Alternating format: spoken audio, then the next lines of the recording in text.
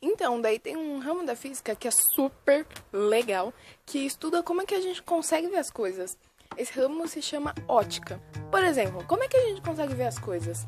O cérebro é um órgão de visão. E aqui a gente vai estudar os princípios da ótica geométrica. Então, tudo que a gente vê é luz que chega no nosso olho, que as células do nosso olho, os cones e os bastonetes, recebem e o cérebro interpreta. Então, sim, o cérebro acaba sendo um órgão de visão.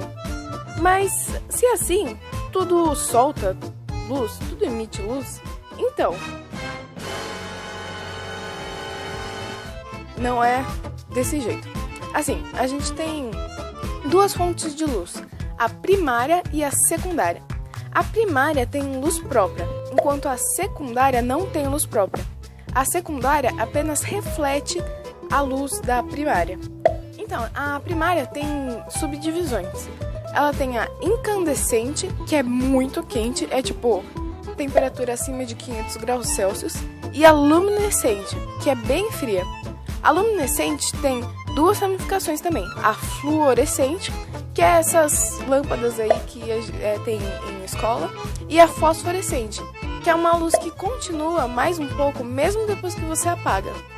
Então, beleza. Então quer dizer que tudo que a gente vê é luz que chega no nosso olho e não quer dizer necessariamente que tudo solta luz. Quer dizer que as coisas refletem luz também, né? Tá. Como é que a luz age? Então, a gente visualiza uns raios de luz. O conjunto dos raios de luz é o que a gente chama de pincel. Daí tem 3 tipos. Tem o pincel cônico divergente, que é o que acontece com a lâmpada.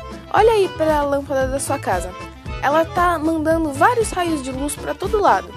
Então, essa divergência aí que acontece nos raios de luz é o que a gente chama de pincel cônico divergente. E daí tem o pincel cilíndrico, que manda os raios de luz retilinamente, que é o que o Sol faz. E tem o pincel cônico convergente, em que os raios se encontram.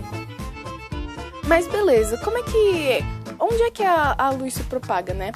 Tem 3 meios. Tem o meio transparente, onde o ar está classificado, que a luz está propagando e não tem nada, que é transparente.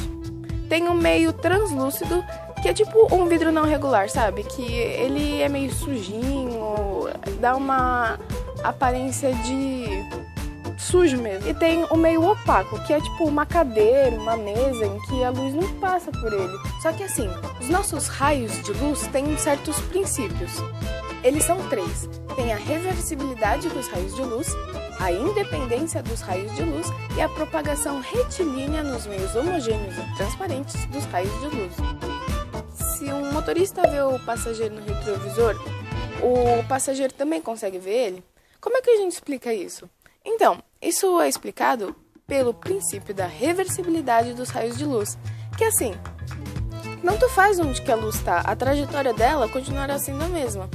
Então, assim, tá o motorista na frente e o passageiro atrás. As luzes estão no seu trajeto, não importa aonde elas estejam. Então, o motorista, se olhar para o retrovisor, vai acabar vendo o cara, porque as luzes são as mesmas para ambos. Agora, vamos pensar num teatro. Os holofotes de cores diferentes se cruzam no ator. Um holofote de cor verde e outro de cor azul. Só que no chão, as cores ainda são as mesmas. Só que assim, como é que a gente explica isso? Se as luzes se cruzam, elas não tinham que virar uma cor aí mista entre azul e verde? Então, não. Isso é explicado pela independência dos raios de luz. Que assim, não se importa se elas se cruzam, elas ainda são elas são íntegras a elas não se misturam.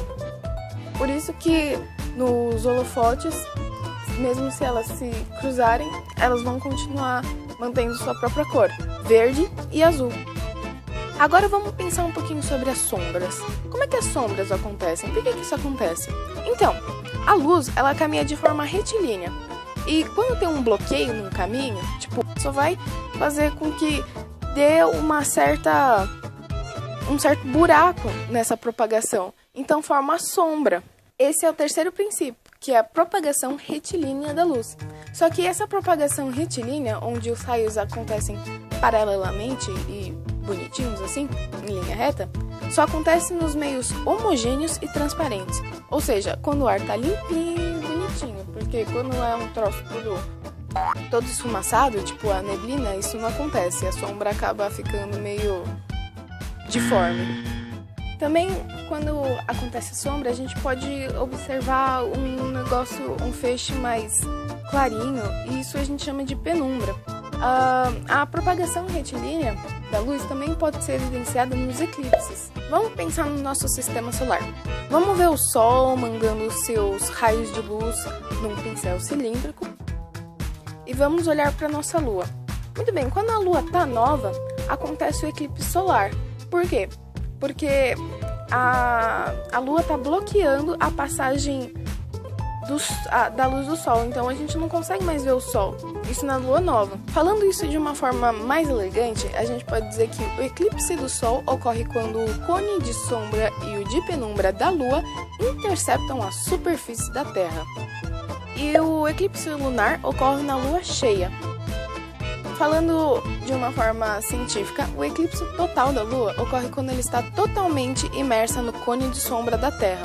Ou seja, estão lá os raios do Sol passando retilineamente e fica de uma forma que a sombra da Terra acabe ofuscando a Lua. Daí a gente não consegue vê-la. Caso esta tenha ajudado na prova, não hesitem em nos presentear com seu troféu joinha. No caso de termos esquecido algum conteúdo, ou explicado de um jeito esquisito, ou falado alguma besteira, não permaneça calado e denuncie nos comentários. Caso dúvidas sobre o conteúdo tenham se alastrado em sua mente, pergunte. Suas questões serão sanadas. Gratidão pela sua visualização e zaz a Deus!